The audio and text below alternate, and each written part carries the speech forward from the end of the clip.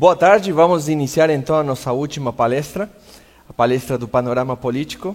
Temos o nosso professor, Luiz Domingos, aqui para nos apresentar. Obrigado, professor, é uma grande honra, um prazer. Obrigado por aceitar o convite, por estar aqui com a gente e poder nos compartilhar o conhecimento daquilo que tem estudado e tem dado aula. E, bom, esperamos poder aprender muito hoje. Beleza, obrigado, Tomás, obrigado pelo convite, obrigado a vocês que estão aqui para conversar sobre esse assunto. Vocês podem perguntar, interromper, né, se precisarem, se tiverem alguma pergunta, porque quanto mais interativo, quanto mais interação, melhor, né? Pois bem, meu nome é Luiz. Eu faço pesquisa na área de ciência política, né? Me formei em ciências sociais e mestrado e doutorado em ciência política. E a minha área de estudo é política brasileira, né?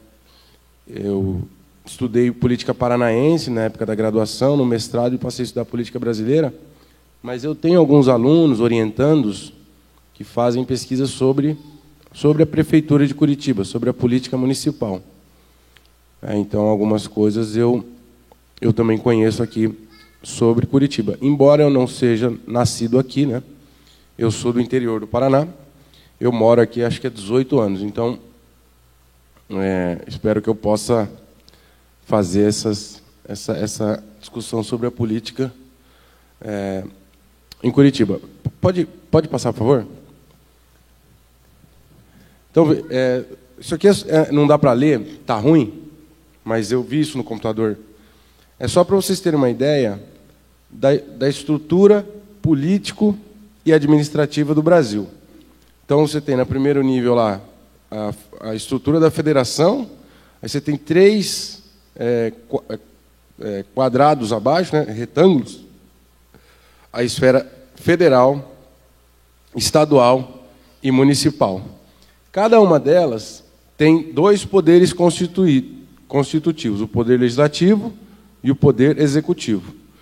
Então, tem o poder executivo federal, executivo e legislativo no nível federal, executivo e legislativo no nível estadual e executivo e legislativo no nível municipal. A diferença é o poder judiciário, que tem o judiciário federal e os judiciários estaduais. Não existem juízes municipais, né? Só tem juízes estaduais e federais. Então, essa é uma especificidade do modelo brasileiro. O que nos interessa aqui é o poder executivo e legislativo no nível municipal. É sobre isso que eu vou falar, que é a encomenda, a proposta do Tomás, tendo em vista o ano que a gente está em eleição municipal, que é o de interesse imediato da sociedade agora, né? Olhar os vereadores e o prefeito. Mas mais do que isso, eu acho que no primeiro momento é pensar as atribuições dessas instâncias, né? A pensar, portanto, antes de pensar nos prefeitos e nos seus candidatos, portanto, pensar na prefeitura enquanto uma instituição e as suas responsabilidades, assim como a Câmara dos Vereadores, como instituição, as suas responsabilidades. Pode passar, por favor. Então, basicamente, essa aqui é a simplificação daquela lâmina anterior. União, né, seria... A União é aquilo que reúne todos os entes, os estados, os municípios e o Distrito Federal, que estaria entre... O Distrito Federal está entre a constituição de um estado e de um município. Ele não é nem um estado, tipo Paraná ou Santa Catarina, e ele nem é um município, tipo Curitiba. Ele é um híbrido, certo? Então, teria, por exemplo, território. Mas território já foi extinto no Brasil. Território tipo Fernando Noronha, que não era nem estado nem município, era território de proteção nacional. Isso também não existe mais. E outra coisa, curiosidade. No mundo, 10% dos países são federados, como o Brasil. 10%. Que o contrário seria estados unitários, quando você não tem níveis intermediários de governo. Então é só o governo nacional. 90% dos países do mundo são assim. E 10% são federados. Mas os 10% federados são os mais extensos territorialmente. Então, normalmente, existe uma relação entre extensão do território do país e a necessidade de você ter níveis intermediários de governo. Então, você tem o governo nacional, o governo estadual, o governo municipal. Então, veja, os maiores países. A China tem governos estaduais. A Rússia, Canadá, Estados Unidos, Brasil, Argentina.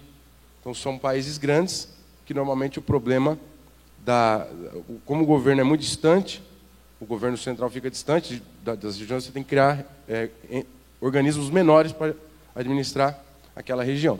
E isso cria uma série de pontos positivos, coisas interessantes. Por exemplo, desmembra, traz o poder para perto da população.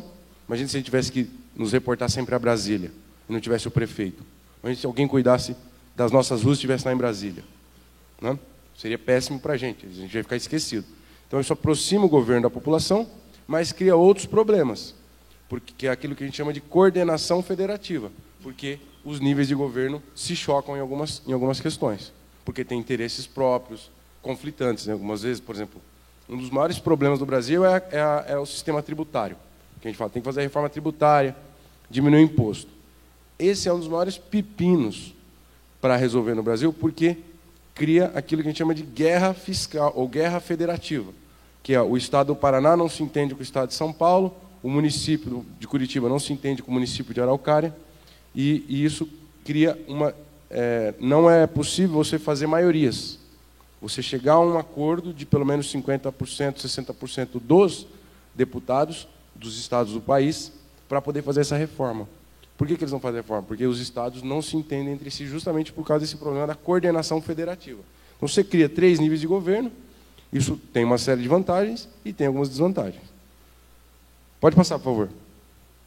Então, vejam, vou pegar um exemplo da segurança pública. A segurança pública ela tem que ser pensada, e nem sempre é assim, nos 3 níveis. Então, você tem, no nível federal, a Polícia Federal, a Polícia Rodoviária Federal e a Polícia Ferroviária, além do Exército. Mas o Exército, qual que é a diferença entre o Exército e as polícias?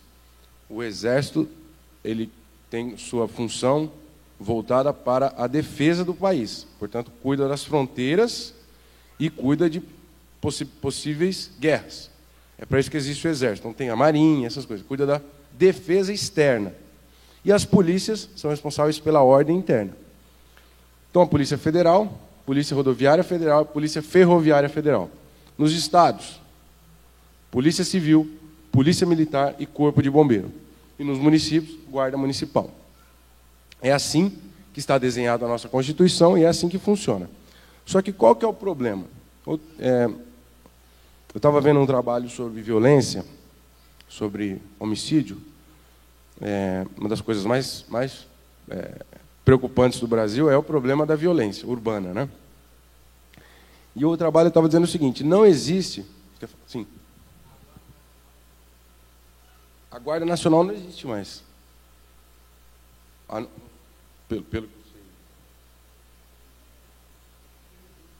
É do Exército.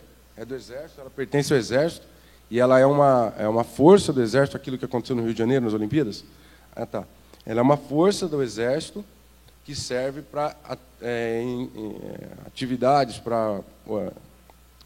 A palavra não é atividades, é para operações de apoio à segurança nacional. Então, por exemplo, no caso da dengue e do Zika vírus, eles dão apoio entrando nas casas para poder vistoriar, ver se tem água parada. Por quê? Porque as autoridades sanitárias não conseguem sozinhas fazer esse mutirão, eles ajudam. Casos de problemas graves de conflito nas favelas do Rio de Janeiro, aí eles dão apoio. Então, eles são chamados pelos estados, pelos governos estaduais, para esse tipo de apoio tópico, certo? Mas isso foi criado assim,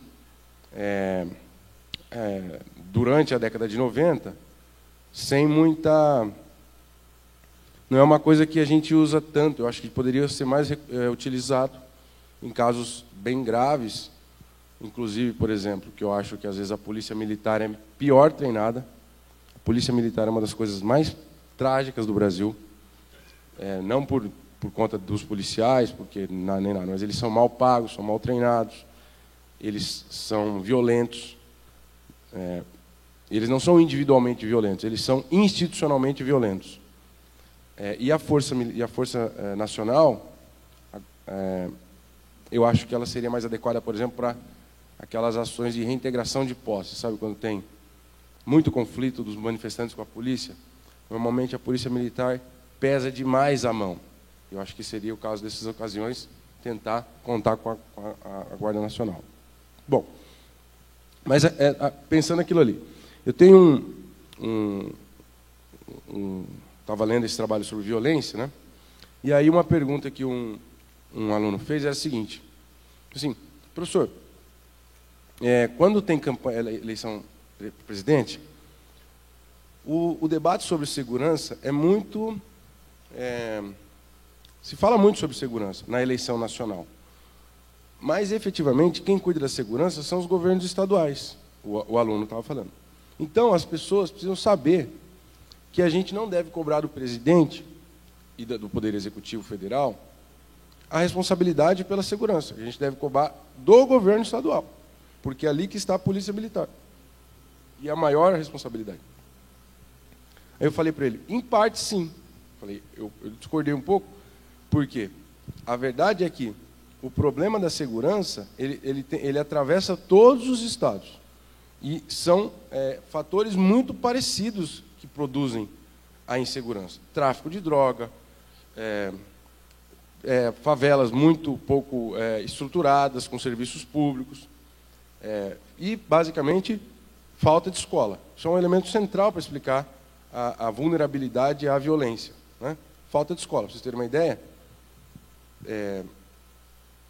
a chance de um indivíduo se morrer com armas de fogo é 5,4 vezes menor se ele tem o ensino fundamental completo, né? Portanto, ele estudou 8, 9 anos da vida dele, em relação àqueles que não estudaram. Aqueles que não estudaram até o ensino fundamental, só fundamental, têm 5,4 mais vezes chances de morrer com arma de fogo do que os jovens que estudaram.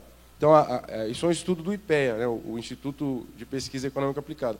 Os pesquisadores disseram o seguinte: a educação ela é uma espécie de escudo contra as mortes violentas. Como você trilha o caminho que você sai da rota do homicídio? Vai para a escola. É básico isso, né? Não é clichê, não é coisa de político. Isso são dados muito, muito, muito robustos que dizem isso.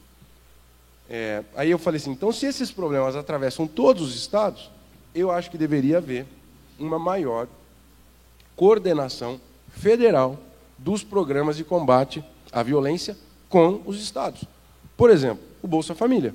O Bolsa Família é exatamente isso, ele é um programa que pega o dinheiro federal e coordena com os municípios para... o cadastro quem faz ao município, a assistência social dos meninos que recebem, das crianças que recebem o Bolsa Família, é feita pela prefeitura. Então, é uma política bem sucedida de coordenação federativa que deu certo. Isso deveria ser pensado para a segurança. Só que, nesse caso, eu acho que, sistematicamente, os governos federais não tomaram a iniciativa e isso fica à mercê dos governos estaduais. E aí, a gente tem discrepâncias muito grandes. Tem estados que são hiper violentos, porque aquele governo não cuida do problema, e estados que são mais seguros, porque eventualmente o governo cuida. O Paraná é o 17º estado mais violento do Brasil.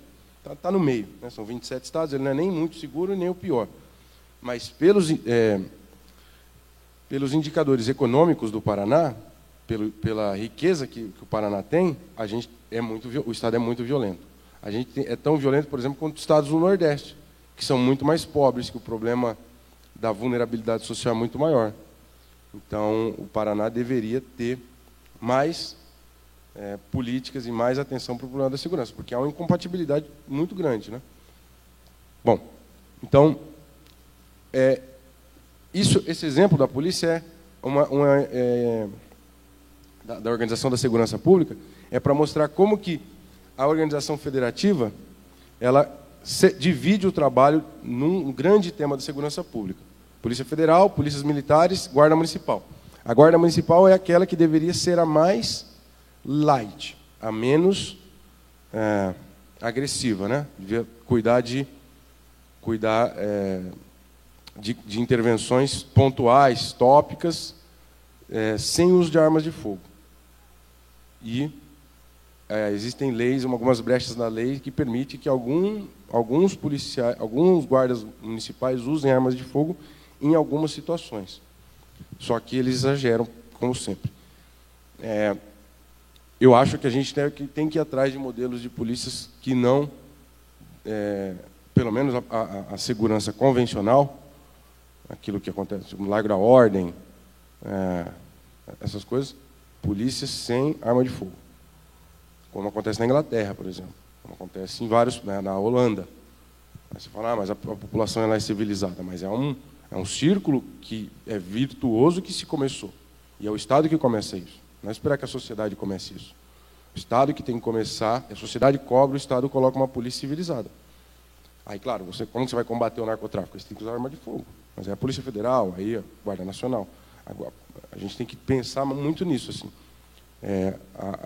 Os policiais, eles abusam da autoridade da arma do fogo. E isso é muito preocupante. Uma vez eu vi um vídeo na internet, eu nunca fui para a Inglaterra, mas eu vi um vídeo na internet, um rapaz bêbado, não sei se era drogado, e aí a pessoa ligou para a polícia e falou, pega ele aqui que ele tá ruim aqui, né? Tá desmaiando na rua. Daí o policial vem conversar com ele para levá-lo para casa, né? E ele não quer ir para casa, ele quer ficar ali na rua, bebendo, sei lá. E ele começa a desrespeitar o policial, né? Daí ele começa a xingar e cuspir no policial. Ele cospe na cara do policial e o policial fala, please, deixa eu levar para casa, tá? Sabe? O policial não faz nada contra a cuspida dele. É impressionante. Se fosse no Brasil, o cara desceu o cotovelo na cara do bêbado. Né? Então, é de se pensar qual que é o modelo correto. Né? Pois bem, vamos voltar aqui ao problema federativo. Pode passar. Aí aqui, ó, eu não vou incomodá-los com isso. Eu quero chamar a atenção para uma outra coisa que é o Estatuto da Criança e do Adolescente.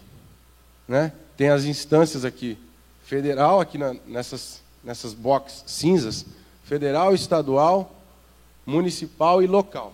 Que local é o bairro, que tem que ter conselho tutelar, essas coisas. Toda essa tem discussões nacionais, estaduais, municipais e nos bairros. Então tem deliberação, audiência pública, porque para elaborar o Estatuto da Criança e do Adolescente, não foi uma lei assim que saiu da cabeça de um parlamentar. Foi uma lei que foi feita ao longo de anos de debates em todas as cidades médias e grandes do Brasil, até que isso foi para uma conferência estadual, que se reuniu as propostas daquele estado, isso foi uma conferência nacional, uma equipe, uma comissão, ouviu promotores, juízes, especialistas em crianças, especialistas em assistência social, aí fizeram um projeto de lei e isso virou o Estatuto da Criança e do Adolescente. Então, é uma coisa assim, um trabalho monstruoso que articula toda essa engenharia, essa engrenagem federal, aí dos municípios, dos bairros, dos municípios, dos estados, União, com participação de técnicos e tal. Uma das coisas mais bem feitas que tem aqui de proteção à criança no Brasil. Pode passar.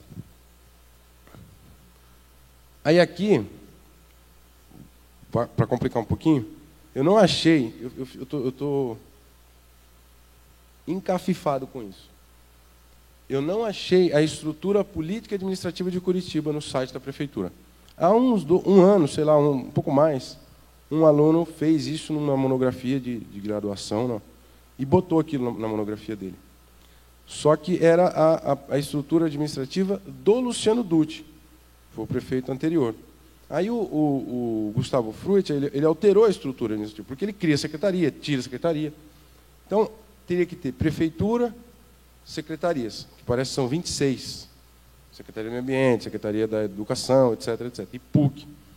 E aí eu peguei uma de uma cidade qualquer aqui, que eu acho que é Campo Largo, porque não tinha no site, no Google. Eu fiquei 40 minutos e não achei. Fiquei impressionado. Não sei por que tiraram isso do ar. E aí mostra assim, por um lado, a parte mais política, certo? Aqui, ao lado à direita, que é Casa Civil que cuida das relações com os vereadores, secretário do governo municipal, comunicação, cuida de Twitter, essas coisas. Aí aqui nessa parte aqui, é a parte que lida com o cidadão, na rua. Não, obras, segurança, educação, saúde. Então, veja, é uma grande estrutura. E lá no topo está o prefeito. Então, quando a gente pensa no prefeito, a gente pensa na eleição para prefeito, esse é um dos problemas do Brasil. A gente concentra a nossa energia sempre em figuras individuais, né? Excessivamente. A gente não pensa na estrutura que aquilo está envolvendo, não pensa na equipe, que eventualmente a gente tinha que discutir mais nas eleições. Ninguém discutiu a equipe dos candidatos a prefeito aqui. A gente discute, o candidato A é brincalhão, o candidato B é técnico demais, muito introspectivo, o candidato C é muito jovem. Mas o que, na verdade, a gente tem que pensar uma rede complexa de uma engrenagem com muitas atribuições, muitas responsabilidades. O orçamento de Curitiba é de 8 bilhões por ano, e esse orçamento ele é distribuído numa engrenagem gigantesca. O prefeito, eventualmente, ele pode manejar algumas coisas aí, mas ele muito passa por decisões de secretários, de superintendentes, e assim por diante. Certo? Era basicamente isso que eu queria dizer para chegar aqui na discussão sobre a Prefeitura de Curitiba, sobre o contexto político de Curitiba. Então, nós temos aqui o prefeito, o seu pedido o prefeito ganha R$26 mil. É o salário mais alto do Brasil para prefeitos. Por quê? Cada Câmara de Vereadores. Mas as cidades grandes e médias, cidades acima de 500 mil habitantes, têm um valor próximo a isso. Entre 20 e 26 mil reais. Tipo, em São Paulo é 25 mil. Não sei por qual razão aqui é 26 mil, que é o máximo permitido. O presidente ganha menos que isso, né? O presidente ganha o mesmo valor. É o salário máximo permitido, que é o do juiz, do Suprema Corte. Mas os juízes aumentaram e o do presidente ainda não aumentou. Isso foi, acho que em 2013, teve um aumento. Então, eles estão em 32 mil juízes. E eles querem um aumento agora de novo, para ter 38 mil. Mas o do presidente, o dos governadores, é em 26 mil. O vereador aqui em Curitiba ganha 14 mil e alguns quebrados, chama salário, é subsídio, né? 15 mil arredondando. Os secretários ganham o valor dos vereadores também. Os secretários ganham 14 mil cada um. Certo? Então, esse é a despesa. Quais mordomias estão envolvidas? Para os secretários, cada secretário tem um carro e o prefeito tem 2. Os vereadores, cada gabinete de vereador tem 2 carros. Certo? Só que eu acho, essas são as mordomias, por assim dizer, né? Vocês viram quantos carros tem a presidência da República? 32 carros. Aí a Dilma ia ficar com 32 e o Temer com 32. É muito, né? Podia ser uns 2, tá bom, né? Ela não vai ao mesmo tempo em 2 lugares, né? Bom, talvez para a filha dela, para a neta dela, tudo bem. Mas você sabe que no Brasil, é interessante isso. Nos Estados Unidos, eu não tenho nada a favor nem nada contra os americanos. Eu não sou nem, como se diz por aí, eu não sou nem paga-pau de Yankee, mas eu também não sou nem, acho que existe um imperialismo absoluto. Eu acho que isso tudo é um debate muito, muito besta. Né? Não temos que ter ódio de ninguém, não temos que adorar ninguém por nada também, só porque é rico ou porque está como tem em Hollywood. Besteira. Mas os americanos, eles gostam desse negócio. Eles gostam, assim, tipo, carro do presidente. Ali está o presidente, para mostrar poder, que isso é uma coisa de grandiosidade, que nós somos o país mais poderoso do mundo. Então, os americanos gostam disso. Eu acho bobo. Eu prefiro o estilo, por exemplo, dos países da Escandinávia, né, que o parlamentar tem uma verba modesta, tem um apartamento pequeno, o salário está aí na casa de uns, parece que 5 mil euros, seria mais ou menos 20 mil reais, mas lá 5 mil euros não é como se 20 mil reais aqui, né? É bastante dinheiro, uma vida confortável, mas não é nababesca como é a vida das nossas autoridades. Então eu penso assim, mas vocês podem discordar de mim, claro, já anunciando a minha opinião. Eu acho que os salários das nossas autoridades, ele é alto demais, poderia ser um pouco mais baixo, mas eu tenho receio também, de que salários muito baixos, a gente não pode abaixar muito o salário, como teve gente propondo, por exemplo, um salário mínimo para vereador ou para prefeito, com um movimento que está crescendo bastante contra o político profissional, que também é um assunto que a gente pode discutir. Agora, eu acho que se o salário for baixo demais, tem um risco muito sério de atrair só quem já é rico. Só os ricos se interessarem pela política. De modo que você vai ter como efeito uma elitização muito grande. Porque se você pegar por exemplo, eu tenho alguns alunos que querem ser vereadores. Só que são todos alunos de classe média. Normalmente assessores. Enfim, a política desperta a paixão das pessoas. O cara quer ser vereador. Você fala, rapaz, para com isso. Vai estudar que é mais legal. Vamos fazer uns gráficos aqui, ó. Vamos estudar os políticos. Aí ele, não, eu quero ser político. Então vai, pô. Mas aí, esse rapaz, são meninos inteligentes, meninas inteligentes, eles querem crescer na vida, sabe? Eles querem ter uma ascensão social. Eles querem chegar um dia a ganhar aí os seus 10 salários mínimos, certo? O que é base, é isso que o professor estava falando aqui, a sociedade capitalista promete isso para as pessoas. Dificilmente elas conseguem, nem todos, né? Difícil. Mas as pessoas têm isso, querem conforto e tal. Então, um dos melhores caminhos para isso é o estudo e o trabalho. Se os melhores cérebros formados nessas universidades têm incentivo no mercado para ganhar, né, um engenheiro, um administrador, um agente de marketing ganha tranquilamente 8 mil reais, 7 mil reais. Né? Se você vai pegar esses cérebros e oferecer para eles um salário de 800 reais,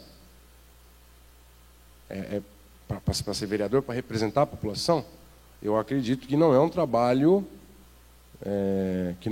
que deva ser pensado assim. Agora, eu acho que é alto. Eu gostaria de que a sociedade discutisse a redução dos salários, talvez pela metade, mas não no nível de um salário mínimo, porque eu acho que tem esse efeito.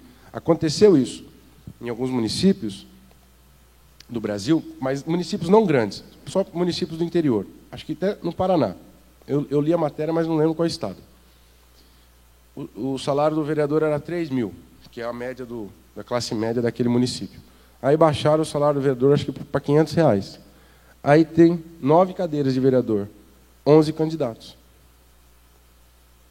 Não vai ter concorrência.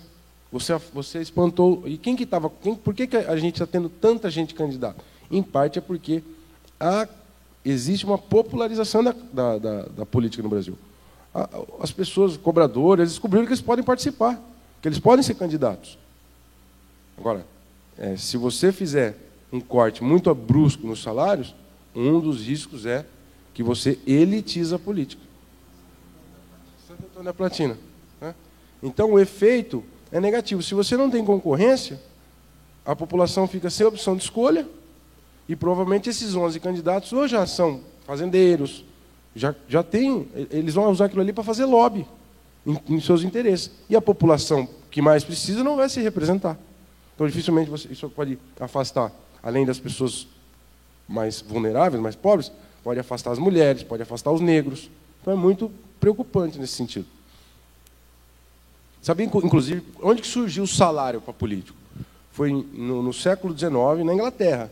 Porque quando os deputados na Inglaterra, eles começaram, no final do século XIX, tipo 1890, algo assim, quando os deputados tinham que pegar trem para ir para as cidades do interior, fazer reuniões, tinha que fazer uma lei lá sobre, sei lá, o imposto da terra, taxação das sementes. Aí eles tinham que ir lá para o interior discutir com o agricultor lá. Aí os caras iam com o próprio dinheiro, mas eram notáveis, eram aristocratas, ricos. Só que aí o parlamento inglês começou a receber trabalhador.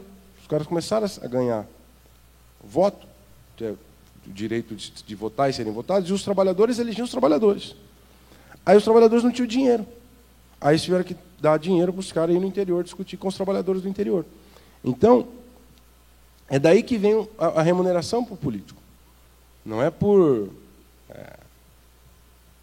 assim, como as pessoas pensam, que os políticos fazem isso para se dar bem. É claro que, obviamente, no transcorrer histórico, isso houve uma distorção, as pessoas estão abusando.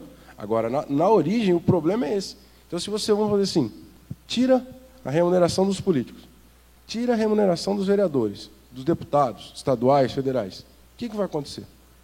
Você vai ter deputados despreparados ou ricaços. E o povo provavelmente vai ter menos incentivo para se alçar aquilo lá. Em nenhum país com democracia avançada, os políticos não ganham nada. Em nenhum. Então, a gente tem que pensar em mudar esse panorama, especialmente do judiciário. Eu acho que o judiciário está muito caro. O judiciário do Brasil custa 2,5% do PIB do Brasil. É o judiciário mais caro do mundo.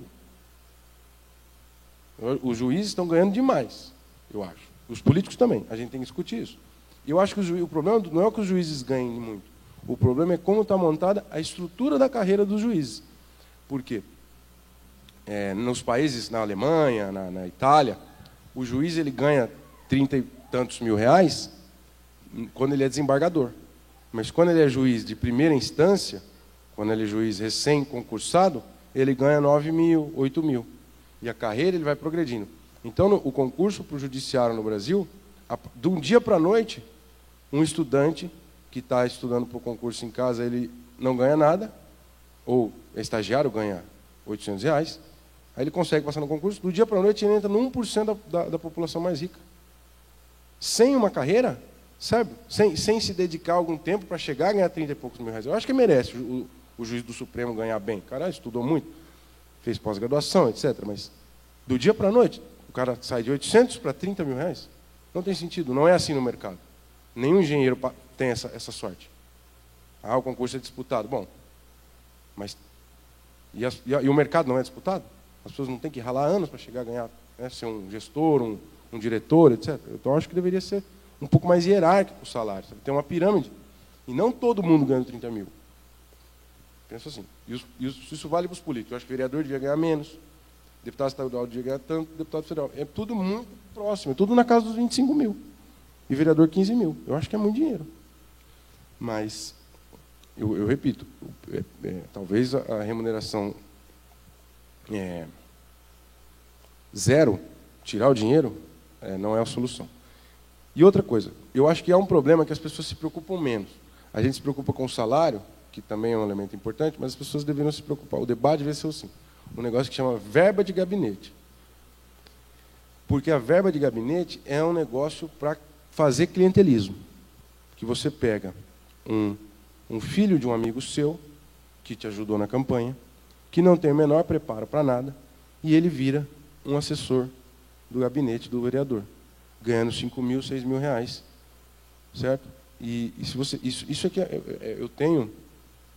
A gente visita a Câmara de Vereadores, a gente visita a Assembleia Legislativa, às vezes faz visita com os alunos, para os alunos conhecerem. Os assessores, muitos, ficam jogando paciência no computador. É assustador. Ficam no Facebook e você vai falar com eles sobre política pública, sobre projetos de lei, sobre processo legislativo, que é como que a lei, o fluxo da lei dentro do legislativo. Eles não sabem nada. Então, isso é que é preocupante.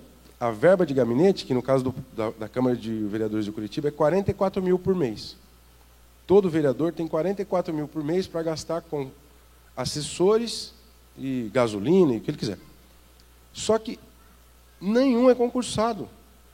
Então, se você passa de uma legislatura para outra, trocou 50% dos vereadores, troca 50% do corpo técnico da casa. Que corpo técnico é esse? Que não tem permanência, que não experiência, que não, sabe, não conhece os problemas da casa. Então, esse é um problema. E veja, é 3 vezes mais o valor do salário do vereador. O vereador ganha 15 mil e a sua verba de gabinete é 44 mil. E a gente discute só o salário do vereador. Então, a gente tem que voltar os olhos para esse negócio dessa verba do gabinete, que ela, além dela ser mais dinheiro, mais cara para quem paga, para o cidadão, ela se presta a um serviço mais ruim do que o próprio vereador. Porque, às vezes, o vereador ele tem que aprender a fazer a lei, ele tem que aprender a articulação, a negociação para aprovar a sua lei. Agora, o assessor não. O assessor é para ficar fazendo o clientelismo e jogando paciência. Então, isso é que é preocupante. A gente tem que olhar ali, aquela verba ali tem que ser enxugada e esse dinheiro tem que ir à assessoria técnica concursada. Então, o cara tem que ser contador, para entender do orçamento público, advogado, para entender de elaboração de leis, economista, para entender de problemas de gestão do orçamento da cidade, o comunicador, para pensar. Agora, não, o cara que não tem nada lá fica só puxando o saco do vereador e não tem um trabalho adequado para prestar para a população, né? Então, só que isso é diferente nos 3 níveis também. Em Brasília, eu faço pesquisa, a minha tese de doutorado era sobre a Câmara dos Deputados. A minha dissertação de mestrado é sobre o Senado. A tese sobre a Câmara dos Deputados. Então, eu fui lá fazer pesquisa, né? Coletar dado, entrevistar gente. E é incrível, você vai no gabinete do deputado, tem esses caras também, a gente chama os cão de guarda do deputado, né? Você não sabe nada. Mas tem os caras que são alocados nos gabinetes, que são funcionários de carreira da casa, que passam em concurso, né? Chama técnico legislativo. Você fala com os caras estão lá, sei lá, 10 anos, 15 anos, pessoas assim, parece que você está dentro de um museu com historiadores na Europa. O cara sabe tudo. O cara sabe aquela coisa, o cara sabe explicar tudo para você. Você fala, meu Deus do céu. A gente acha que a ciência política sabe muito. Quem sabe da política brasileira são os técnicos lá. Os caras sabem coisas, assim. E eles são bem remunerados, né? Ganham, tem um clube dos técnicos lá que aquilo lá vale 1 milhão de, sei lá, uma nota preta. Os caras trabalham até de madrugada, tal. É impressionante. Só que esses são concursados. Os pangarés dos vereadores, eles também estão lá. Só que aqui, no nível municipal, os concursados, eu acho que eles representam, sei lá, 20%, 15%. Lá não, lá a maioria, 60% é concursado em Brasília. Então, você vai na biblioteca, incrível o tratamento da biblioteca. Você precisa de um livro da época do Império, eles acham para você. E escaneiam, aí eles mandam no seu e-mail. É incrível. Sim, no mesmo dia. Aqui você pede uma lei, eu tenho aluno fazendo pesquisa na Câmara de Vereadores, pede lá um negócio para achar uma lei lá, tem que usar a lei da transparência, tem que entrar com um negócio da ouvidoria, demora 30 dias para conseguir. Certo? Então é isso que a gente tem que pensar, a gente tem que ter um poder legislativo cuja o funcionário seja mais tecnicamente capacitado. Porque o vereador, qual que é o papel do vereador? O vereador não tem que ser especialista em nada, o vereador tem que falar com a população. Certo? E como que o vereador executa as suas propostas e como que o vereador resolve o problema da população? Os funcionários que vão ajudar ele. Vereador, é errado a gente pensar que vereador tem que ser pós-doutor em matemática. Não precisa, porque isso é antidemocrático também. Né? O vereador tem que conversar com a população, tem que saber representar as demandas, as ideias, as agendas, por exemplo, o ambientalismo, assistência social, educação, combate às drogas, infância e juventude. O vereador tem que representar essas causas. Então ele precisa ser bom de gogó, precisa ser bom de ouvido. E precisa saber representar a população. Isso é só liderança. Só que ele precisa, por conta da engrenagem do Estado, que é muito complexa, e da economia, e todos os problemas brasileiros são hipercomplexos, quem que ajuda ele tecnicamente? Os assessores. É para isso que serve o assessor. É para que as ideias do cara tenham alguma consistência. Eu vou transformar isso aqui numa operação de orçamento público, de lei, do fluxo da lei, tudo isso. O técnico tem que preparar. Se a gente tem técnicos mal capacitados, o vereador não consegue que a sua ideia seja uma ideia bem operacionalizada. Então, eu acho que é isso que a gente tem que se preocupar. O negócio de verba de gabinete. Isso, para mim, é mais preocupante e mais urgente de ser discutido do que só o salário das nossas autoridades. E aí tem um problema. Será que deu certo o vídeo ou não? Olá, eu sou Marlon Neves e eu vou explicar para você como funciona a eleição de um vereador. É muito comum as pessoas perguntarem com quantos votos um candidato a vereador é eleito, ou mesmo quantos votos ele precisa para se eleger. Mas a verdade é que esse número varia entre partidos e coligações. Diferente de uma eleição para prefeito ou outro cargo do Poder Executivo, onde o sistema adotado é o majoritário, ou seja, vence aquele candidato que tem o maior número de votos, o sistema proporcional é diferente e funciona da seguinte maneira. Vamos ver. Após o fim da votação, calcula-se a quantidade de votos válidos, que nada mais é do que a subtração dos votos brancos e nulos do total geral de votos da cidade. Vamos usar como exemplo a cidade de Contagem. Na última eleição municipal, tivemos 364.053 como número total de votos. Desse total, 20.541 foram votos nulos e 25.203 cidadãos votaram em branco, ou seja, o número de votos válidos foi de 318.309. Os votos válidos são divididos pelo número de vereadores da cidade. No caso de Contagem, são 21. Ou seja, se dividirmos 318.309 por 21, chegamos a 15.157,5. Despreza-se o número após a vírgula, caso ele seja igual ou inferior a 5, arredondando para 1 se superior. Então, teremos 15.157 como quociente eleitoral. Qualquer partido ou coligação terá que atingir esse número de votos para eleger um de seus candidatos. A conta para a eleição de um vereador começa a ser fechada quando os votos dos candidatos de um partido ou coligação são somados aos votos da legenda, ou seja, se no caso do partido A, o candidato João teve 3.535 votos e a candidata Maria teve 2.998 e foram os mais votados, e a legenda obteve mais 31.036, o partido ou coligação tem um total de 37.559 votos. Esse número é dividido pelo quociente eleitoral e determina quantos vereadores o partido A elegerá. O resultado é denominado quociente partidário. Então, 37.559 votos atribuídos ao partido A, dividido por 15.157, que é o quociente eleitoral, resulta em aproximadamente 2,4. Despreza-se o número após a vírgula, seja ele qual for, e o partido A elegerá João e Maria como seus vereadores mais votados, e o restante ficará na suplência. Caso o processo for feito para todos os partidos e coligações e o número de vereadores não for totalmente preenchido, outra conta é feita. Divide-se o número de votos de cada partido pelo número de vagas que ele conquistou, mais 1. E o partido que atingir a maior média fica com a primeira sobra.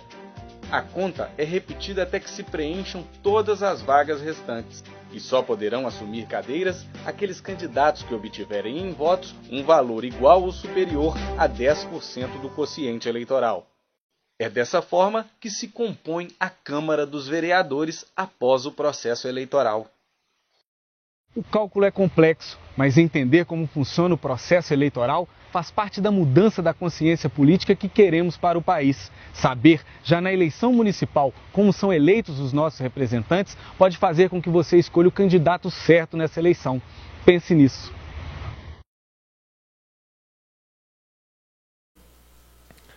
Para eleger os representantes, os administradores do Poder Executivo, prefeito, governador e presidente, é mais simples, porque o que ocorre é o sistema da maioria. Aquele que fez a maior quantidade de votos em cidades pequenas se elege porque só tem um turno. Em cidades acima de 200 mil eleitores, você tem a possibilidade de ter o segundo turno. Mas o fato é, o mais votado ganha, sempre. Não vai ser o segundo colocado, nunca. No nosso sistema para eleger vereadores, não é assim. São muitos candidatos que ocupam muitas cadeiras e o critério não é o dos mais votados. O critério é o total de votos válidos dividido pelo número de cadeiras daquele poder legislativo, e esse que vai gerar o quociente eleitoral, que ali no caso era, no exemplo que a gente viu, é 17 mil votos. Esse quociente eleitoral determina quantos partidos vão ter quantas cadeiras. Então, a primeira conta é votos, cadeiras e quociente que o partido vai ter. A distribuição vai, antes de mais nada, para o partido. E as pessoas não pensam nisso. Esse que é o problema. Eu voto num candidato e eu esqueço que, com um voto num determinado candidato, eu posso estar ajudando o candidato do mesmo partido que é corrupto. Então, o sistema, ele é, antes de mais nada, proporcional. O que significa? Por que o sistema chama proporcional para eleger candidatos a vereadores? Por quê? O número de cadeiras que o partido vai ter é proporcional à votação que ele teve na sociedade. Então, se o partido ou coligação teve 30% dos votos da população, ele deve ter algo em torno de 30% das cadeiras do Poder Legislativo. Se o partido teve 5% dos votos da população, ele vai ter aproximadamente 5% das cadeiras do Poder Legislativo. Então, por exemplo, o PSOL, que tem 6 deputados, é a força eleitoral do PSOL no país. O PMDB, que tem 80 deputados, é a força eleitoral do PMDB no país. É proporcional. Por isso que tem muitos partidos. Pode falar.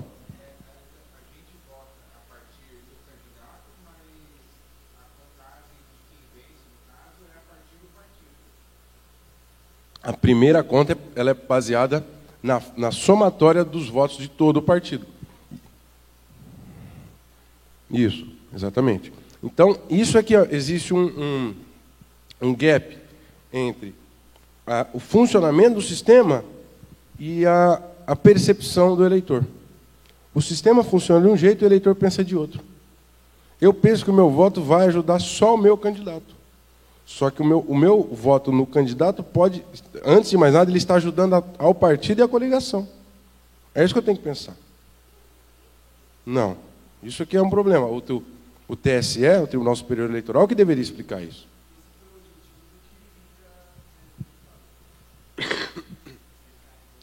Isso é o que acontece com o Tiririca, porque já virou até o jargão entre os especialistas, o efeito Tiririca, que é o seguinte: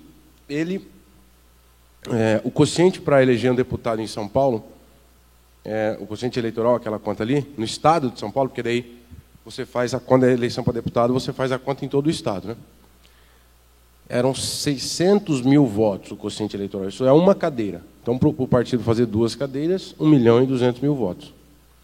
O Tiririca fez sozinho 3,5 milhões de votos. Então, ele fez sozinho 5 vezes o quociente eleitoral para São Paulo. E, portanto, ele do PR, do Partido da República, se elegeu ele mais 4. Entende? Essa é uma distorção. Só que é o seguinte, quando esse sistema foi feito, esse sistema ele é um sistema, da década de 40. Não é do Brasil. O Brasil copiou de algum país da Europa, acho que da Noruega. Na verdade, tem várias fórmulas eleitorais. Essa é uma fórmula. E dá para incrementar e tal. Quando isso foi feito na Noruega, não tinha o problema das mega celebridades na política. Não tinha comunicação de massa tão forte. Então, você não tinha, por exemplo, Schwarzenegger nos Estados Unidos, que foi governador, né? E você não tinha um Tiririca no Brasil. Então, esse é um problema que o legislador ou o jurista que elaborou a fórmula, ele não tinha como enfrentar na época. Agora, hoje, a gente talvez tenha como enfrentar. Mas eu diria o seguinte, a outra informação. Então, tem essa distorção. Ela é real e prejudicial. Mas tem uma outra informação. Sabe qual o percentual de tiriricas que são eleitos por ano? Perdão. O percentual de indivíduos que são trazidos por tiriricas, que são puxados. Tem o puxador, né? Puxador de voto, e os puxados. É 10%. Então, é uma quantidade menor que a gente pensa. A gente pensa que tem mais do que isso. Então, É uma distorção, não é bom que isso aconteça. Eu acho que as pessoas, inclusive, deveriam votar pensando em outros atributos que não os atributos só do indivíduo, do seu candidato. Mas não é o fenômeno que tem a centralidade que normalmente nós atribuímos a ele, porque é 10%. A maioria dos deputados, 90%, se elege com os seus votos, e não com os votos do puxador. Né? Então, por exemplo, no Paraná, a Iared, o Ratinho Júnior, que foi deputado, os deputados estaduais, o Leprevô, que agora é candidato, o filho do Requião, o Tadeu Venere, eles se elegem com os seus votos. Então, 90% dos deputados não fazem essa distorção que ocorre com 10% do sistema, que é o efeito Tiririca. Então, eu acho que o Tribunal Superior Eleitoral, os legisladores, eles tinham que contornar o problema do Tiririca, mas não é o Tiririca que vai dizer se a nossa política é boa ou ruim e assim por diante. Por quê? Porque o problema, e agora eu entro na discussão que eu acho mais interessante, ô Tomás, caso você queira me interromper, você me interrompa, que é o problema de como se os políticos ganham a eleição. Como ele convence o eleitor? Vejam, um problema central no Brasil é o excesso de partidos. Na minha opinião, esse é o problema mais grave da política brasileira. São 35 hoje partidos registrados, 28 partidos com cadeiras, com assentos no Poder Legislativo, que têm acesso ao fundo partidário. O fundo partidário é uma verba que está em torno de 1 bilhão por ano, que é dividido entre os partidos. É recurso público, de impostos. Chama-se fundo partidário. E esse negócio vem crescendo a cada ano, quase que o dobro. Acho que em 2013, ou 2014, 2013, o fundo partidário era de 300 milhões. Em 2016, ele está em 1 bilhão. Ele triplicou em 3 anos. Por quê? Porque os deputados estão aumentando. Os deputados que legislam sobre isso. Certo? Como a sociedade está reclamando do financiamento do privado, das empresas, eles não conseguem mais pegar dinheiro da iniciativa privada, eles estão aumentando o fundo partidário. Por que eles aumentam o fundo partidário? Porque tem muitos partidos pequenos que querem mais dinheiro. Então, um dos grandes problemas... Por isso que se usa a expressão, partido é um balcão de negócio. É um balcão de negócio dentro do Estado, pegando dinheiro público. Esse que é um problema. Então, você fala, eu sou contra os partidos? Não, sou cientista político. Os partidos são os atores centrais das democracias. Só que as democracias consolidadas, elas têm 8 partidos. 10 partidos. Né? Tem países que são bipartidários. No caso dos Estados Unidos, no caso da Inglaterra. A maioria dos países são multipartidários. A França tem 6. A Bélgica tem 8. A Itália tem 12. A Espanha acho que tem 4. Esse é o padrão. Então vamos pensar entre 2 e 10. O mundo varia de 2 e 10 no mundo. O Brasil está com 35. Você fala assim, não, só para rigorosamente falando, na Espanha, nos Estados Unidos, existem 119 partidos. Só que só 2 têm condições de representação política, que estão por conta da própria história desses 2 partidos nos Estados Unidos. Então, o problema não é na Irlanda tem partido dos tomadores da cerveja. Só que esse partido não vai até o parlamento. Ele é voltado para outras atividades. Então, o problema no Brasil é muitos partidos que conseguem cadeiras no parlamento e conseguem recursos públicos do fundo partidário. E esse dinheiro normalmente está sendo usado para engrenagens eleitorais. E aí entra o problema do financiamento da campanha no Brasil. O problema é esse. O grande problema da política brasileira não é o problema do presidencialismo. O problema da política brasileira é como se financia as eleições. Porque é ali que está a entrada de dinheiro. Seja o dinheiro de corrupção das estatais, ou seja o dinheiro de empresários com interesses de destruir a legislação, porque isso existe, né? Empresários que querem acabar, por exemplo, com aquilo que a gente entende por trabalho escravo. Tem muitos empresários que querem flexibilizar isso. Por quê? Para poder fazer trabalho escravo. Né? Isso existe. infelizmente. Então, isso é o que vulnerabiliza muito o sistema político brasileiro e torna ele uma presa para a corrupção. É o tipo de financiamento das eleições. Tudo que está por trás da Lava Jato foi para financiar a eleição do PT, do PR, do PMDB, desses partidos. Então, alguns roubaram para si, tipo José Dirceu, tipo alguns outros candidatos, mas o grosso do dinheiro era para financiar a eleição. Por quê? Porque a legislação sobre o financiamento eleitoral é falha e ela não protege a sociedade. Então, o problema, eu acho que a grande reforma que deveria ser feita é em como se financia os partidos. Então, tinha que mudar o tipo de financiamento, e proibir o financiamento, punir o Caixa 2 mais severamente, em primeiro lugar, e evitar que a política possa ser contaminada pelo dinheiro dos grandes aglomerados empresariais, porque isso faz com que essas empresas elas queiram depois definir as políticas públicas, né?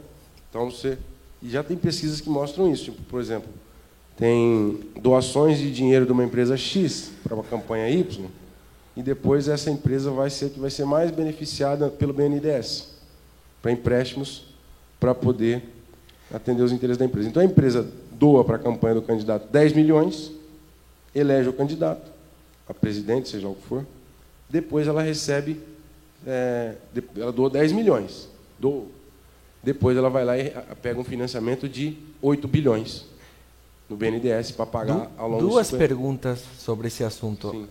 A primeira seria a reforma que se aconteceu agora quanto às questões das doações.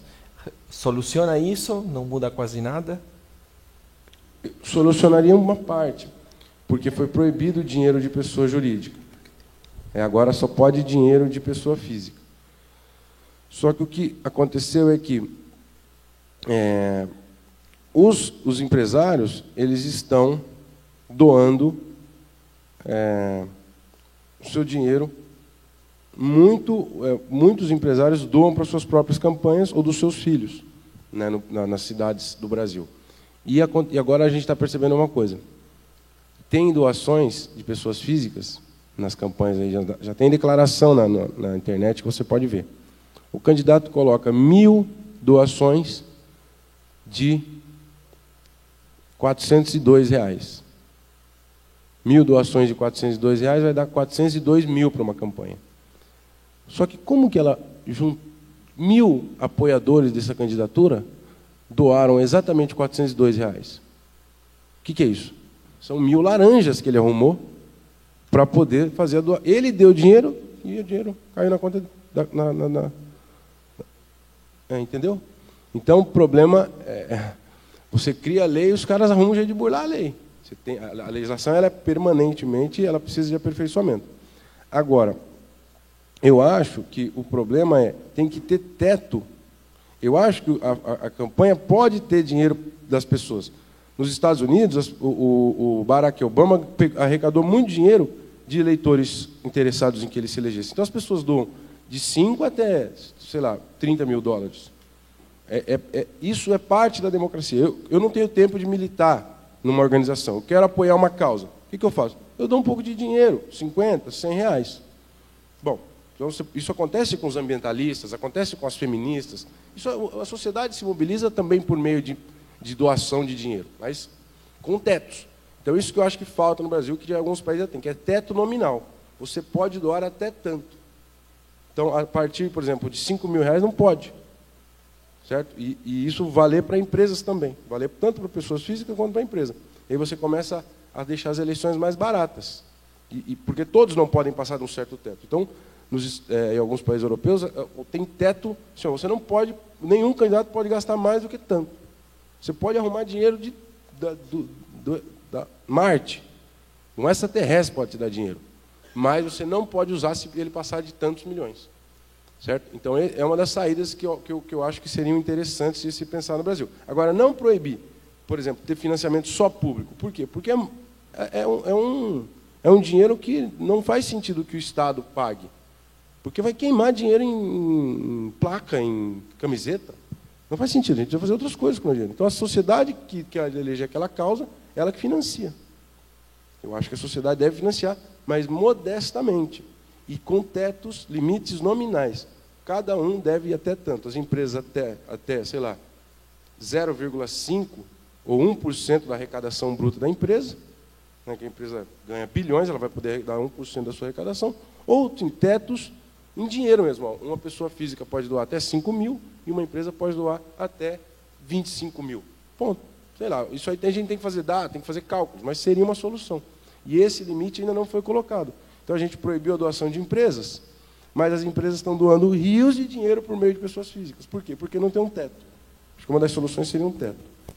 Bom, e aí, o problema é que,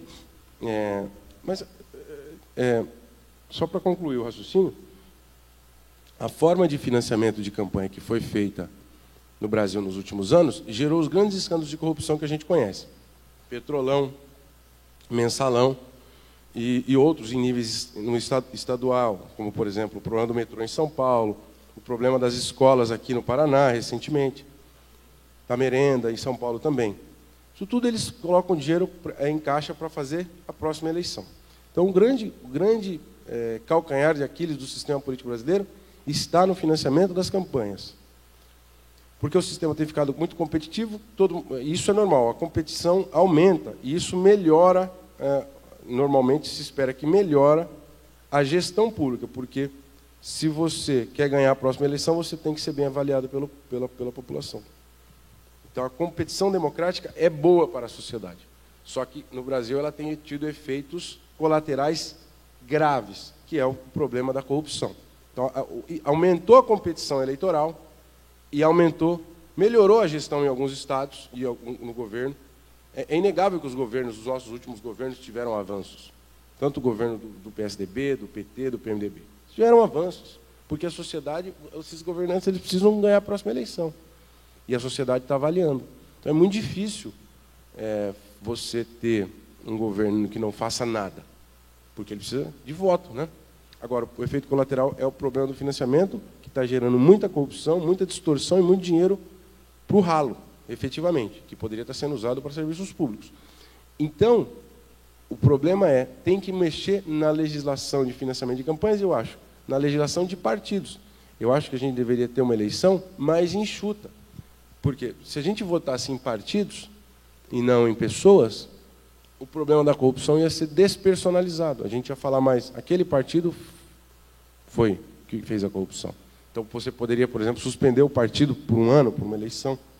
Então, eu acho que a gente tinha que ter essas medidas, sabe, não pensar tanto nas pessoas, porque as pessoas nascem e morrem, as organizações é que ficam. E a gente tinha que pensar mais. Enxugar o sistema político e votar nos partidos. Eu acho que uma das coisas que particularmente me parece positiva é aquilo que a gente chama voto na lista, voto fechado, que acontece em alguns países, né? Eu acho que na Argentina é assim, né? Você vota na lista do partido. E na África do Sul eu tenho certeza que é assim, porque eu estudei um pouco a história do Nelson Mandela, e aí o Nelson Mandela ele é o puxador de voto, mas você vota no partido Nelson Mandela. Aí, o voto é sempre assim, em 2 dígitos, né? Dígito do partido, não tem que votar em 5 dígitos, tipo, o candidato, como é no Brasil, né? E aí, com isso, a gente ia ter uma redução muito significativa do custo da eleição, porque ao invés de cada partido ter 35, 40 candidatos, cada partido ia ter 5 candidatos, que é o candidato da lista, mas é o que você faz a campanha para o partido. Então, você reduzir muitas despesas, e eu acho a despesa, a poluição visual, o deboche, porque tem muito candidato que fica debochando da cidade, né, fazendo piada, fazendo coisa na rua. Então, acho que isso deixar mais sério, mais ascético. Né? Ascético é uma palavra ruim, mas mais assim, austero. Então, essa é uma das críticas. Mas assim, vejam. Alguém de fora a cúpula ia escolher todo mundo. Né? Então, o problema é que se fala que é oligarquizar, né? Pois bem, eu acho que isso acontece em alguns partidos. Mesmo no nosso sistema, existem partidos que são oligarquizados, que tem um chefe que define quem vão ser os candidatos. A gente estuda os partidos aqui no Brasil e as pesquisas indicam isso. Só que é diferente de partido para partido. Tem partido que você tem um debate, você tem a sociedade participa, tem partidos que têm relação com os sindicatos vão lá discutir. Tem partido que tem relação com a igreja vai lá discutir. Tem partido que tem relação com o ambientalista, os ambientalistas vão lá discutir. Aí, os candidatos são escolhidos de modo mais horizontal ou coletivo. Isso acontece em alguns partidos. Em outros partidos acontece o problema da oligarquização. Então, eu acho que esse problema ele já existe no nosso sistema. E o próximo, se mudasse a legislação, esse problema ele ia se manter nesses partidos e os outros partidos eles iam ter os seus mecanismos democráticos. Eu acho que aí depende muito do padrão histórico e de formação do próprio partido. Tem partido que é formado por um líder. Aí ele vai querer que beije a mão. Agora, tem partido que é formado por um coletivo. Historicamente no Brasil, os partidos mais fortes, PT, PSDB, PMDB, eles foram formados por organizações pela sociedade. Então é difícil que esse partido tenha algum oligarca controlando. É sempre debate dentro, quebra-pau, as pessoas discutem nesses grandes partidos. E aí tem os partidos que são de um representante, e aí ele vai centralizar a decisão. Mas não é o tipo da eleição, o mecanismo eleitoral, que vai atrapalhar isso. Certo? Eu acho que, se nós tivermos a lista fechada, os partidos vão ter as suas listas, umas listas vão ser feitas pelos seus oligarcas daqueles partidos, outras listas vão ser feitas pelos convencionais, pela convenção do partido, de modo democrático. Então, isso é o problema dos partidos. Né? E aí a sociedade vai começar a ver, ao longo de 3, 4 eleições, aquele partido é totalmente personalizado, oligarquizado. Você vai prestar atenção nos outros partidos. É assim que eu acho que poderia se pensar, até com um certo otimismo.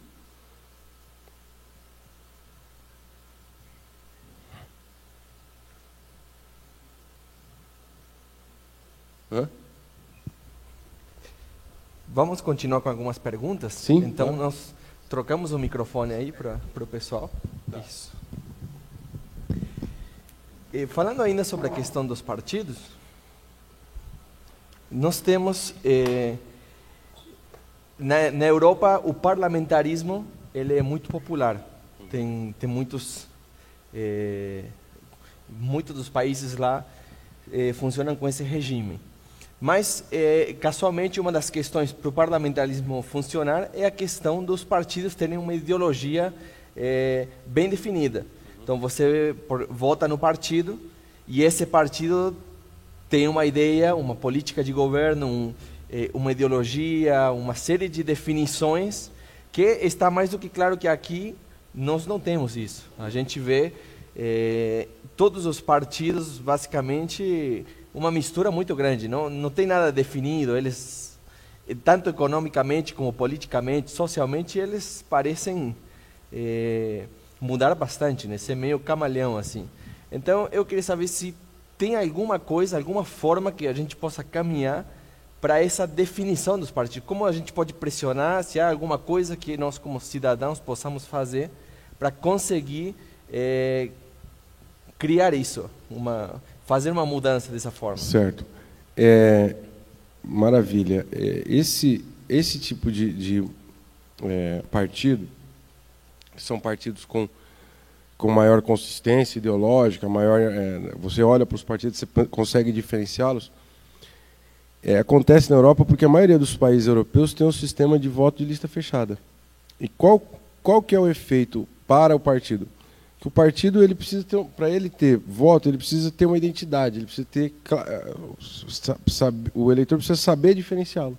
Então eles vão ter as suas ideologias mais marcadas, mais diferenciadas.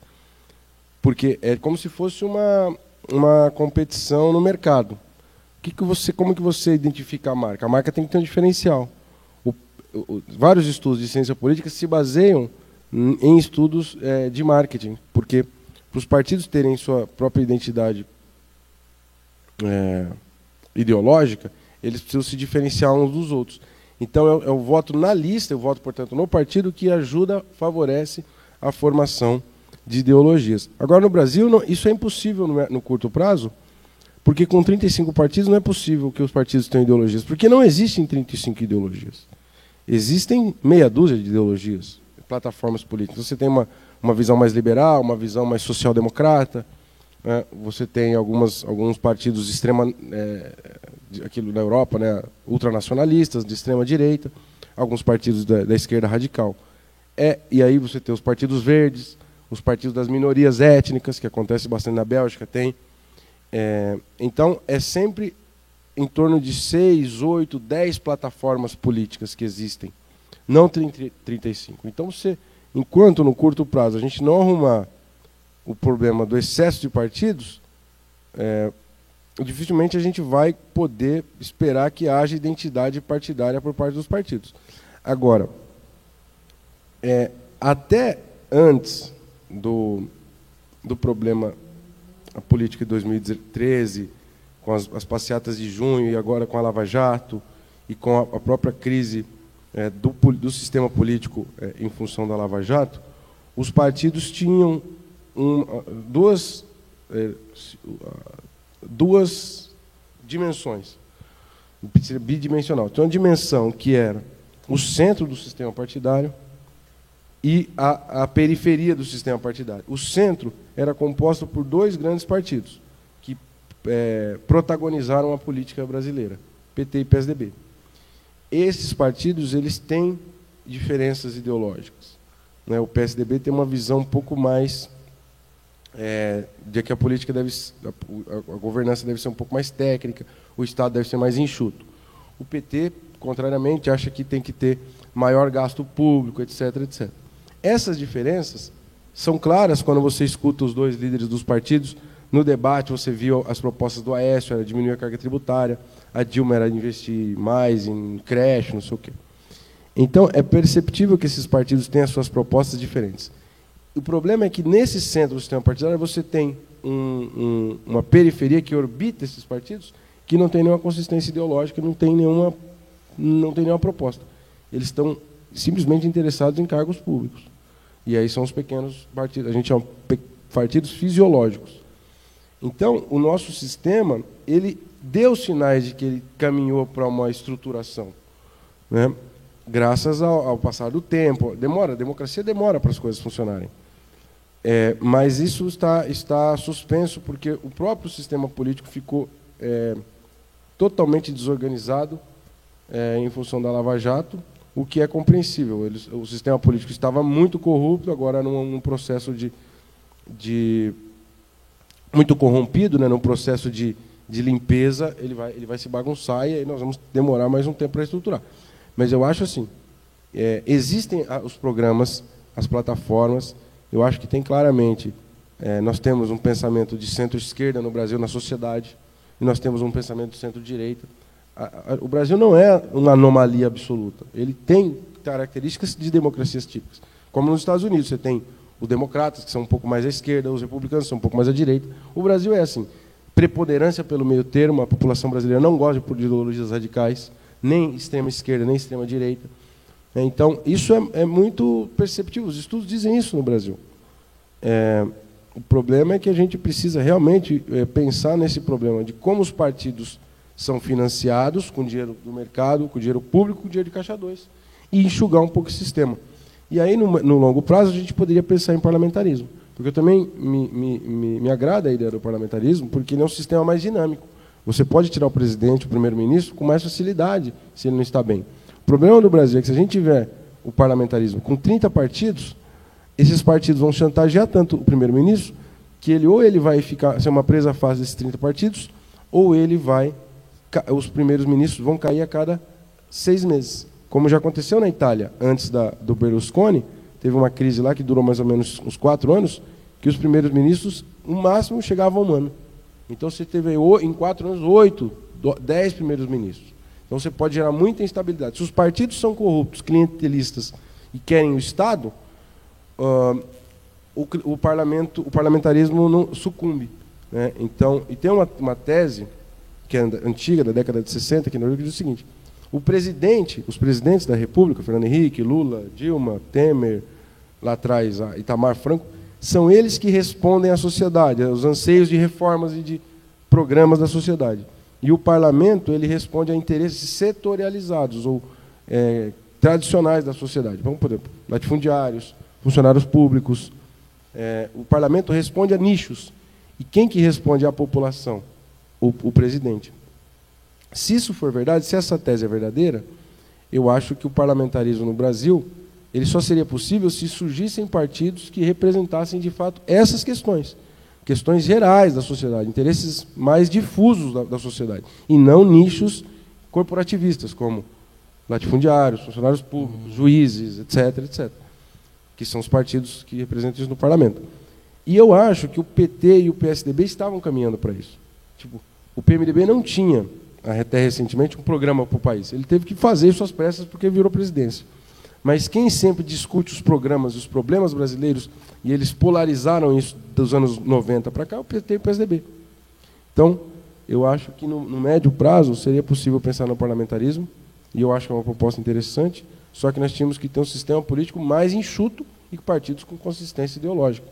Como acontece, por exemplo, no Uruguai. No Uruguai existe uma organização ideológica nítida. É perfeito, tem a direita, o centro e a esquerda. É certinho. Só que é um país muito pequeno, então é diferente. Uhum. Temos alguma pergunta? Você falou no decorrer da sua apresentação sobre algumas demandas assim que, ao seu ver, precisavam ser corrigidas, né? A questão das verbas verbas de gabinete, teve outras coisas que você falou que eu não estou me lembrando agora. E a minha pergunta é: existem discussões e lutas para que hajam essas mudanças? E se elas existem, como eu, como cidadão, posso me envolver e participar nisso? Beleza. Existem ONGs que fazem esse movimento. ONGs por aperfeiçoamento no funcionamento da política. Diversas, assim, eu diria, de saídas mais famosas. Transparência Brasil, tem a Transparência Internacional, tem ONGs ligadas a, por exemplo, a Federação das Indústrias, né, que financia algumas ONGs para pensar a política mais aprimorada. Então, esse tipo de movimento é feito pela sociedade civil dessas organizações, ONGs, basicamente. Eu acho que ainda é pouco, porque os parlamentares nem se mexem, né? Então, eu acho que, com o tempo, essa discussão se avolumar na sociedade civil organizada, isso acaba repercutindo muito na imprensa, e aí a pressão popular aumenta. Você cria uma onda de opinião, como, por exemplo, agora com as 10 medidas sobre a corrupção. Você criou uma onda na opinião pública, as assinaturas vieram, e aí agora é muito difícil os deputados não aprovarem, porque a população está pressionando. Então, eles precisam, eles sucumbem. Parece que nunca, mas eles têm que atender a população, senão eles não ganham voto. E eles prejudicam os seus aliados no interior, etc.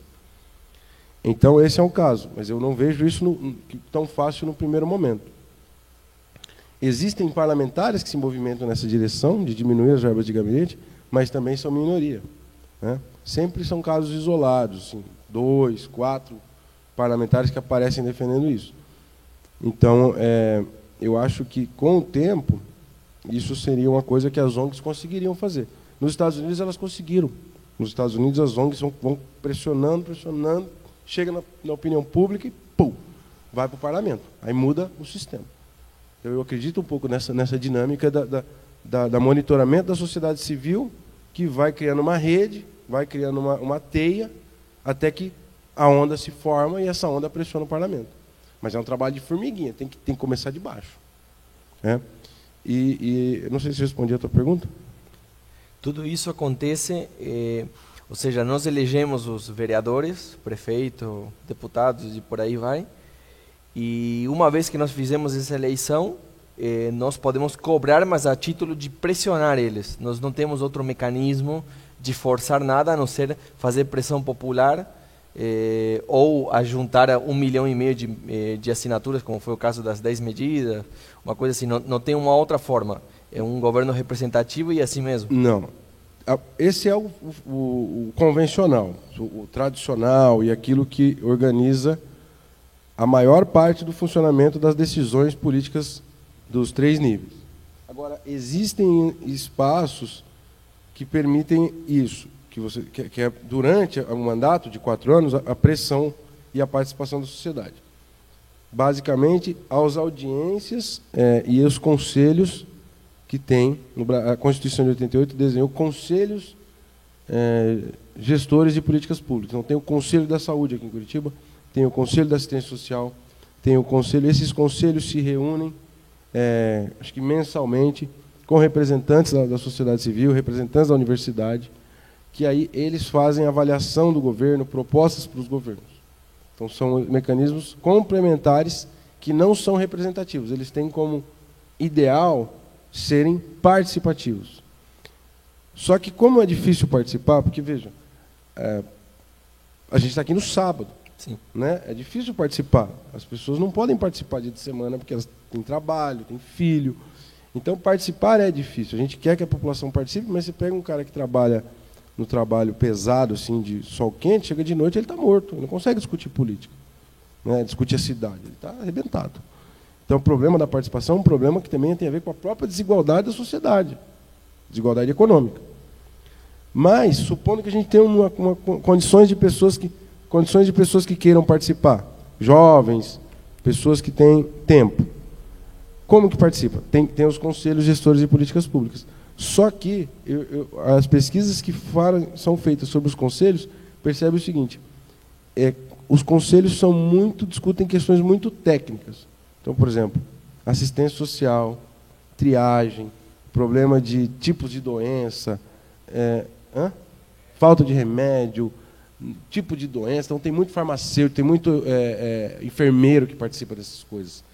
E aí as pesquisas estão vendo que são espaços muito técnicos e muito difíceis para o cidadão comum, porque tem uma carga de informação que ele não consegue. Então, na verdade, o que eles representam? Não representam a participação popular.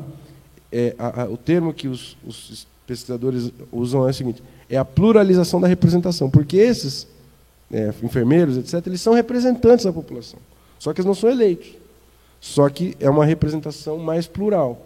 Então, essas experiências são interessantes, essas de conselhos gestores de políticas públicas, só que as pessoas não ficam sabendo. E tem outra coisa que é o orçamento. O orçamento você pode ligar, você pode dar aqui na Prefeitura de Curitiba, tem pela internet, você pode participar online, você pode ligar e falar assim: eu acho que tem tal coisa.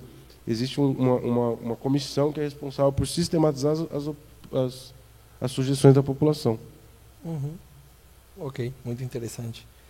Tem alguma pergunta? Temos algumas perguntas aqui. Já para nós encerrar. No começo, falou sobre a questão das secretarias. Então, o prefeito ele pode mexer nisso, ele cria e tira a secretaria, mas isso abre o leque para servir de cabide, de nepotismo, de ajuda, ainda com um salário alto e com algumas regalias. Sim. Existe algum tipo de normatização quanto a isso ou é totalmente livre? Sim. Tem uma certa margem de liberdade para o prefeito, mas ele tem limites no que diz respeito à quantidade de dinheiro que ele pode gastar com comissionados, que são os secretários. Os secretários e os seus superintendentes entram na folha de pagamento como cargos de comissão. E a lei estabelece um limite para isso, que eu acho que está em 30% ou 40% do orçamento. Então, ele pode dobrar o número. Só que ele pode, por exemplo, se tiver 30 secretarias, ele pode criar 60 secretarias, só que ele vai ter que cortar na metade os salários, porque ele tem um limite de gasto de salário com os comissionados. E eu acho que o limite talvez seja um pouco até alto. Eu acho que, se eu não me engano, o governador Beto Richa aumentou o limite na Assembleia para ele poder gastar um pouco mais com isso. Eu acho que era uma coisa a se pensar também. Agora, é importante que a gente entenda que numa situação social e econômica como o Brasil existe, eu acho que não é adequado pensar em 5 secretarias. Eu acho que a gente tem que pensar um número assim sempre para cima de 10, porque são muitos problemas mesmo que o Estado enfrenta, que os governos enfrentam. E eu acho que sempre é importante pensar que esses cargos comissionados, eles têm que ter convicção, têm que ter relação política com o prefeito, porque isso é uma coisa. Tomar decisões, por exemplo, gastar dinheiro público é uma decisão política. Porque você vai, toda vez que você decide investir em algo, essa decisão significa que você deixa de investir em outra coisa. Então, escolher onde gastar é uma decisão política. Um partido vai tomar uma decisão, outro partido vai tomar outra decisão. Isso tem a ver com as convicções do partido, com a ideologia do partido, com os interesses que o partido representa. Então, tem que ter os aliados. Quando você ganha a eleição, você tem que ter os seus aliados políticos para você poder implementar a agenda desse grupo político. E se a população aprovar, esse grupo vai ser premiado e vai ser reeleito. Se a população desaprovar, ele vai ser substituído por outro prefeito. Então, eu acho que a gente tem que sempre pensar numa quantidade média de secretarias, que talvez não sejam necessárias 30, mas eu acho que não são 5. Por quê? Por causa do tamanho dos problemas, da complexidade dos problemas que a gente enfrenta no Brasil. Ok. Bom, então, aprendemos bastante já, muitas coisas interessantes.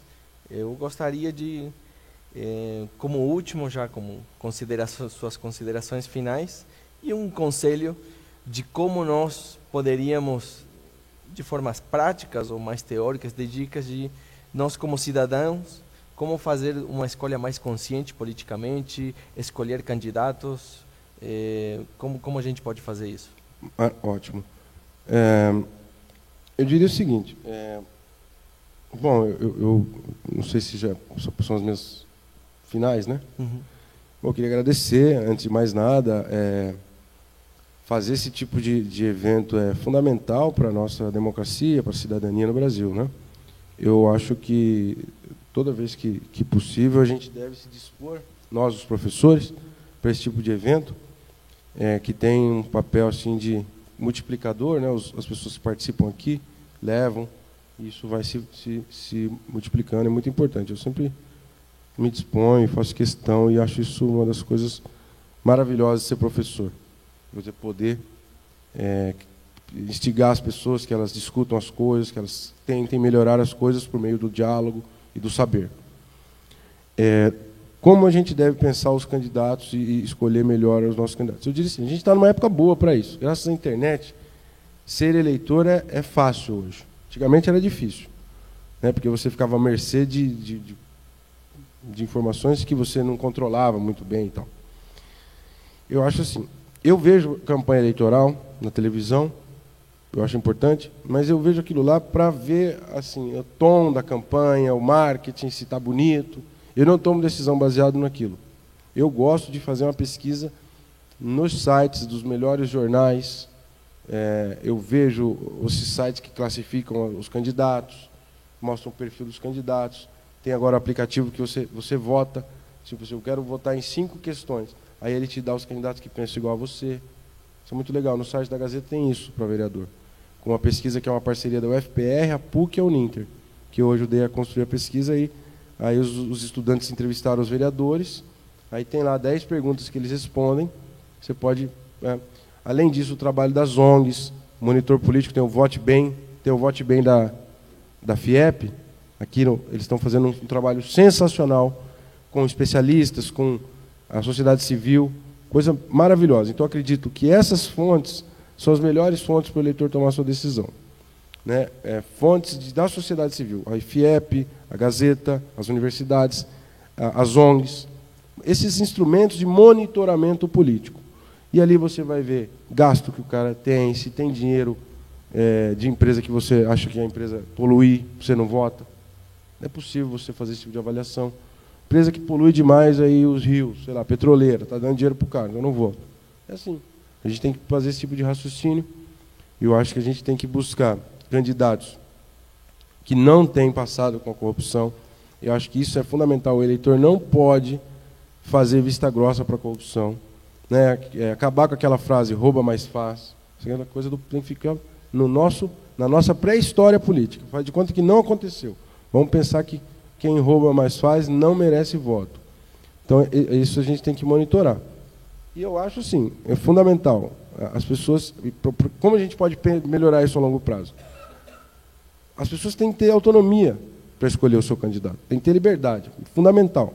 Não dá para você querer tutelar o eleitor. Falar, vem cá, sabe como se existe muito no Brasil a diarista, a empregada doméstica, você chega lá e fala, vota nesse. Isso é um absurdo. Tem que acabar também. Então, como você dá autonomia para a pessoa? Educação. As pessoas têm que ter educação, que com a educação melhora aquilo. O eleitor se sofistica, porque daí ele pode ler mais, ele pode ser capaz de interpretar a informação mais rapidamente, processar a informação política, e no longo prazo isso tende a ter um efeito gigantesco sobre as eleições. Mas eu diria assim, basicamente, aplicativos, praticamente, vai nos aplicativos da Gazeta, do Vote Bem, e se informa por ali, vê os eleitores, os candidatos que têm mais, assim, sim.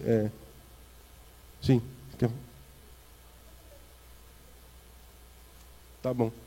Não, mas é basicamente isso. Gostaria de agradecer demais a vocês, ao Tomás, e a oportunidade de ter ficado essa tarde aqui com vocês.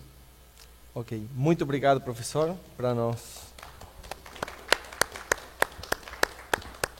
nós foi uma grande honra poder compartilhar essa tarde contigo, te ouvir, aprender muitas coisas interessantes. E o Polirruptura é isso.